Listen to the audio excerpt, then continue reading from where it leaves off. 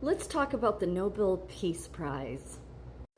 So, the Nobel Peace Prize was established by the will of Alfred Nobel, the Swedish industrialist and inventor, in 1895. It's been awarded annually since 1901. I'm not getting into all that, okay? If you want to go look at it's all about the Norwegian Nobel Committee to individuals or organizations who have made the most or the best efforts toward fraternity between nations. Yeah, like peace. So here's the thing. What I've noticed, these worldly, this is worldly, this is one of these worldly awards, is that they mean very little. Even President Putin had said that today or yesterday. He had said, he's noticed that the people they give it to really haven't done a whole lot for peace. That's what I've noticed even across the board when it comes to national awards, international awards, even into nursing, I would say, okay? Maybe not at your local level or at your establishment level, but anything at national level, international, it means very little.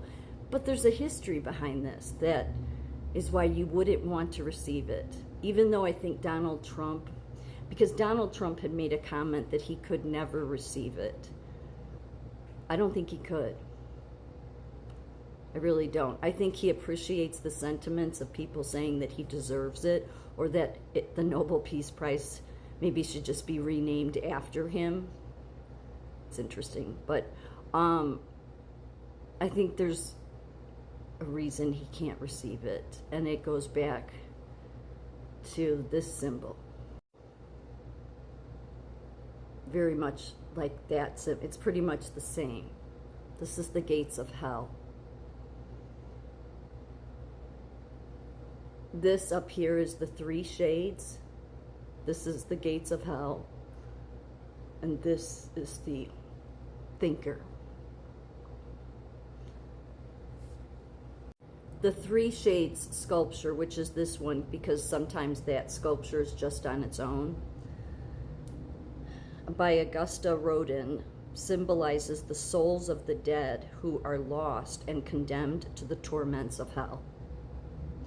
Positioned at the top of Rodin's The Gates of Hell, that's the gates of hell, the three identical figures lean toward each other, all pointing downward as if drawing the viewer's attention to the entrance of hell below. The shades represent the idea of tragic despair and human suffering after death, reflecting themes from Dante's Inferno, where souls are punished for their sins. The three figures are identical, emphasizing the universal fate awaiting all damned souls regardless of their individual identity. Their posture and downward gazes evoke a somber mood and a sense of inevitability and doom. In short, the three shades symbolize lost souls resigned to their punishment. The three figures are identical, or I'm sorry, I already read that. So in short, the three shades symbolize lost souls resigned to their punishment, drawing attention to the grim fate depicted in the greater scene of the gates of hell. This is a close-up picture, so that's the thinker. These are the three shades. There's another depiction of it. And so the Nobel Peace Prize medal uses a design inspired by the same artist, the three shades, but with a different meaning and interpretation. So when you look at the three shades, the three souls, okay, or the three shades as they refer to it as, and yet this was inspired by that, then would you want to receive that award? But this is why Jesus said, you received your award from this world. That's what mattered to you. This is all it's all the worldly awards. Just like the Presidential Medal of Freedom. I mean, it's different because, see, that changed. See, during World War II, the Presidential Medal of Freedom was only given to military. JFK came along and decided to change it, of course, and redesigned. So it was initially only for military, and it was established by President Harry Truman, called the Medal of Freedom. Its purpose was to recognize notable meritorious service by civilians during World War II and then the Korean War. Then President Kennedy came along and reestablished and renamed the award as the Presidential Medal of Freedom through executive order. Kennedy expanded the award's scope beyond wartime service to include significant contributions to the security and national interests of the United States, world peace, and cultural and other important public or private endeavors. And then look at who it's been given to. So what meaning does it really have? You see what I'm saying? These are all people that have received it. This is some soccer hero from a few years ago who just was a nasty woman. But really, what McCain, like, look, what significance does it hold? Look at all the people Obama gave it to. So it's like, again, it goes back. Again, I look at everything through the biblical lens. So you got to understand that's always where I'm coming from. This is a worldly award. Because really when Jesus talks about you've received your award, it means a couple of different things.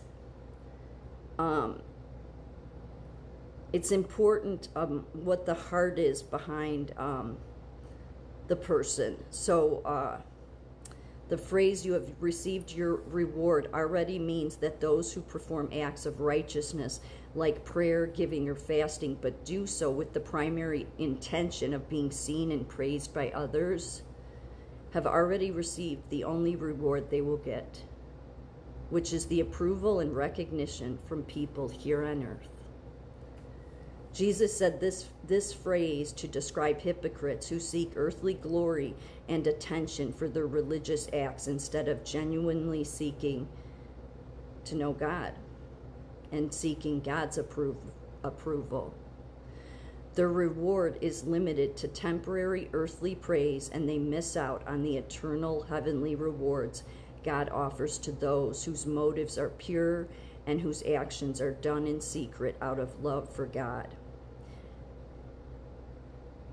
But also, it's literally an award too, because in Matthew 6, 1 through 5, where Jesus contrasts the hypocrites with those who pray, it's all about where your heart is. If your intention is, because you want to be seen and heard and popular, then all that matters to you is what this world thinks. To me, that's why I've said I don't care what this world thinks of me. This world will always look at people like me and say I'm the problem. But they'll put all these people that mean very little and if they're just important to this world. So it can mean earthly treasures as well. The context of Matthew 6 especially highlights that earthly treasures and worldly rewards are fleeting. They can be destroyed or stolen, while heavenly rewards are secure and everlasting. By laying up treasures in heaven through sincere giving and righteous acts done for God, believers store up eternal rewards rather than temporary worldly ones. So that's the reason when Donald Trump says that he would never be able to receive the award, I think that he appreciates the sentiment of people saying that he should get it. But